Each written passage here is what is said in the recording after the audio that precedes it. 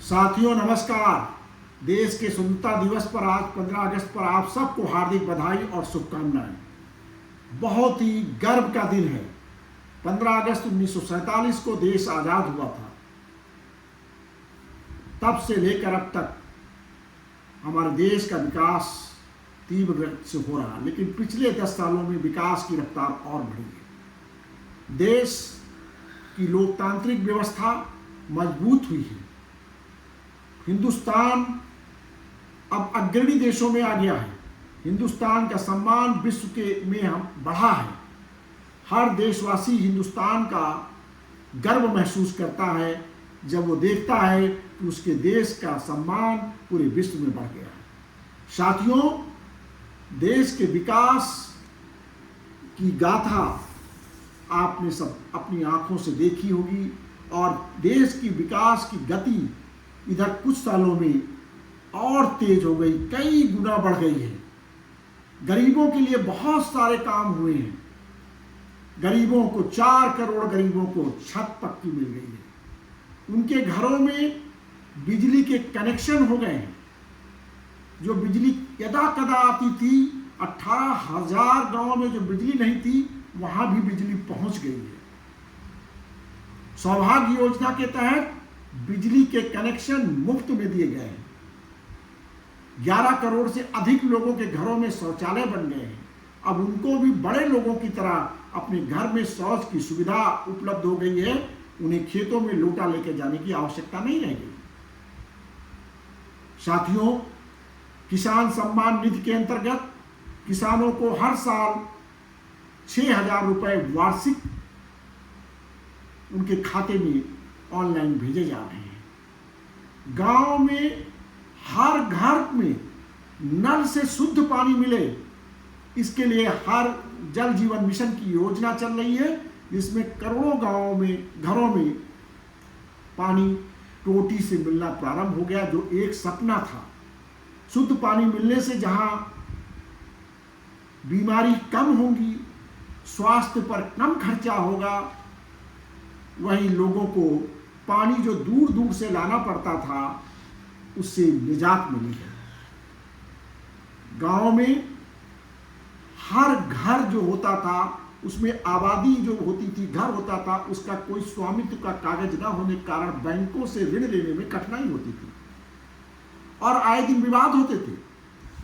प्रधानमंत्री की महत्वाकांक्षी स्वामित्व योजना के अंतर्गत हिंदुस्तान के हर गांव की आबादी का सर्वेक्षण करके उसका नक्शा बना करके आबादी के स्वामित्व का कागज घरौनी दी जा रही है। उत्तर प्रदेश में 76% कार्य पूरा भी हो चुका है। इस घरौनी के मिलने से गांव के लोगों को इस कागजात के आधार पर बैंकों से अपने कामों के लिए, अपने रोजगार के लिए ऋण मिलना भी आसान हो गया है।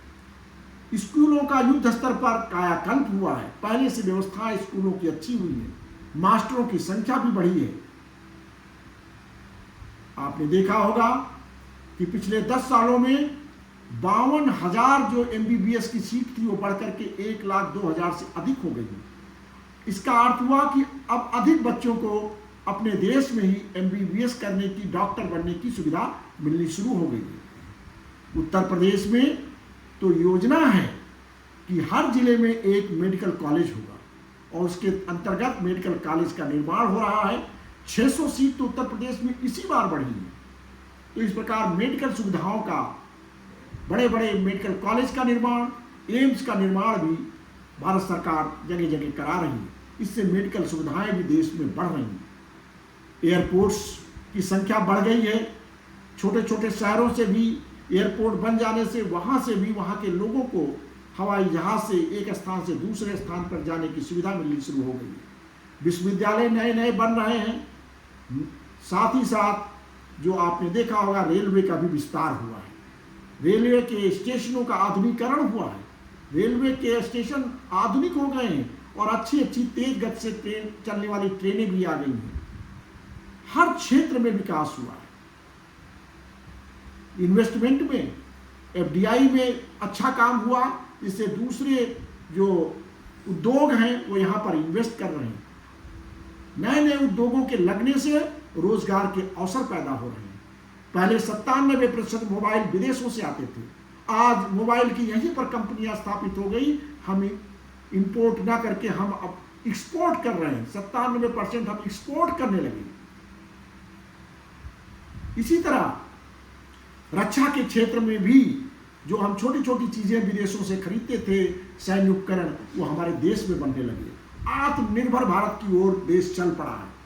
लोग गर्व महसूस कर रहे हैं कि आज हमारा देश जो छोटी छोटी चीज भी दूसरे देशों से खरीदता था, अब वह देश दूसरों पर निर्भर न रह करके दूसरे देशों को चीजें बेचना शुरू कर रहा है। हमारा जो फॉरेन रिजर्व है वो 2 गुना हो गया। फॉरेन रिजर्व बढ़ा है, जिससे हमारी आर्थिक शक्ति मजबूत हुई है। हमारी अर्थव्यवस्था की दर काफी तेज हुई है और विश्व में सबसे अच्छी है। अर्थव्यवस्था हमारी 5वें नंबर पर आ गई। पूरे हिंदुस्तान का सपना, पूरी हिंदुस्तान की अर्थव्यवस्था को 3रे नंबर पर लाने का है। इस संकल्प के साथ पूरा भारत देश एकजुट होकर के, संकल्पित होकर के, कर्मयोगी बन करके लगा हुआ है।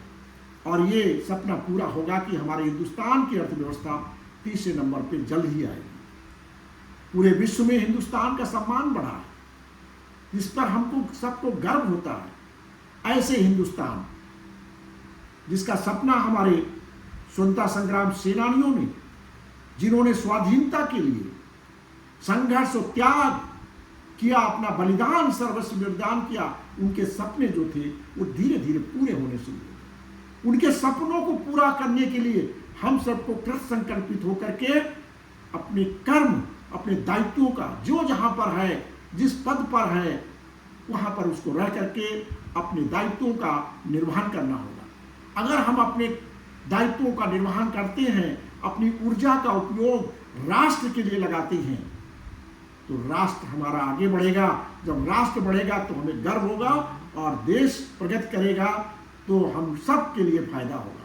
साथियों, आओ हम सब संकल्प लें कि हम जहां पर हैं, जिस स्थान पर हैं, उसमें अपने दायित्वों का निर्वहन करते हुए अपने स्वतंत्रता संग्राम सेनानी और शहीदों को, जिन्होंने संघर्ष, त्याग कर बलिदान किया इस आज़ादी के लिए, उनके सपनों को पूरा करने के लिए एक आदर्श राष्ट्र की जो अवधारणा उनके दिमाग में थी, उसका निर्माण करें, देश को आत्मनिर्भर बनाएं, जातिवाद और धर्मवाद से ऊपर उठ करके देश को मजबूत बनाने में, देश के लोकतंत्र को मजबूत बनाने में हम सब योगदान करते हैं। साथियों, हम सब इस संकल्प के साथ अगर आज के दिन को याद करते हैं और उन शहीदों को नमन करते हैं, तो ये सबसे बड़ी उन शहीदों को, उन बलिदानियों को श्रद्धांजलि होगी और उनको याद करने का इससे अच्छा कोई तरीका नहीं होगा। बहुत बहुत बधाई, एक बार फिर शुभकामनाएं, बहुत बहुत धन्यवाद।